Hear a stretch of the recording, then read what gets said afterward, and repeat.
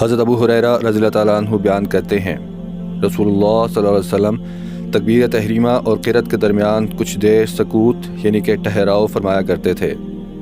میں نے عرض کیا، اللہ کے رسول، میرے والدین آپ صلی اللہ علیہ وسلم پر قربان ہوں، آپ تکبیر تحریمہ اور قرأت کے درمیان جو سکوت فرماتے ہیں اس میں کیا پڑھتے ہیں؟ آپ صلی اللہ علیہ وسلم نے فرمایا، میں یہ دعا پڑھتا ہوں، اے اللہ میرے اور میرے گناہوں کے درمیان ایسی دوری ڈال دے جیسے تو نے مشرق و مغرب کے مابین دوری ڈالی ہے۔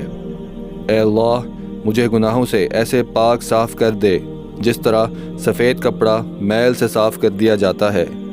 اے اللہ میرے گناہوں کو پانی، برف اور اولوں سے دھو دے۔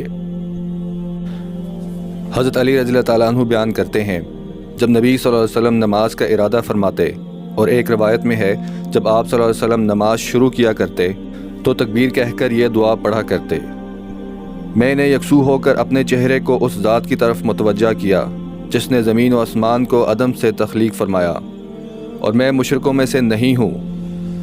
بے شک میری نماز، میری قربانی اور میرا جینا اور میرا مرنا دونوں جہاں کے رب اللہ کے لیے ہے، اس کا کوئی شریک نہیں، مجھے اسی کا حکم دیا گیا ہے، اور میں مسلمانوں یعنی کہ اطاعت گزاروں میں سے ہوں۔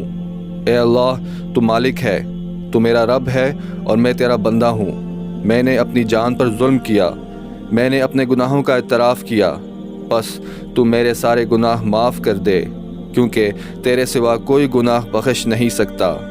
بہترین اخلاق کی طرف میری رہنمائی فرما، اچھے اخلاق کی طرف صرف تو ہی رہنمائی کر سکتا ہے۔ برے اخلاق مجھ سے دور کر دے، کیونکہ صرف تو ہی برے اخلاق مجھ سے دور کر سکتا ہے۔ میں تیری عبادت پر قائم ہوں اور یہ میرے لیے باعث سعادت ہے۔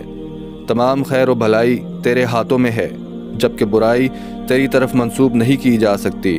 میں تیرے حکم و توفیق سے ہوں اور لوٹ کر تیری ہی طرف آنا ہے۔ تو برکت والا، بلند شان والا ہے۔ میں تجھ سے مغفرت طلب کرتا ہوں اور تیری طرف رجوع کرتا ہوں۔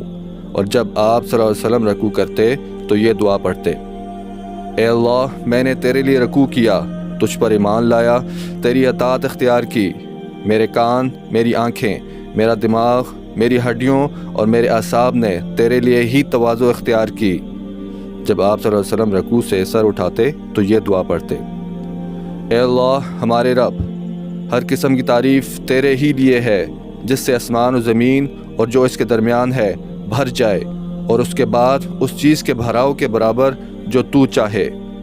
اور جب آپ صلی اللہ علیہ وسلم سجدہ کرتے تو یہ دعا کرتے، اے اللہ میں نے تیرے لیے سجدہ کیا، تجھ پر ایمان لایا، تیری اطاعت اختیار کی۔ میرے چہرے نے اس ذات کو سجدہ کیا جس نے اسے پیدا فرمایا، اس کی تصویر و صورت بنائی، اس کو سمع و بصر سے نوازا۔ برکت والا اللہ بہترین تخلیق کرنے والا ہے۔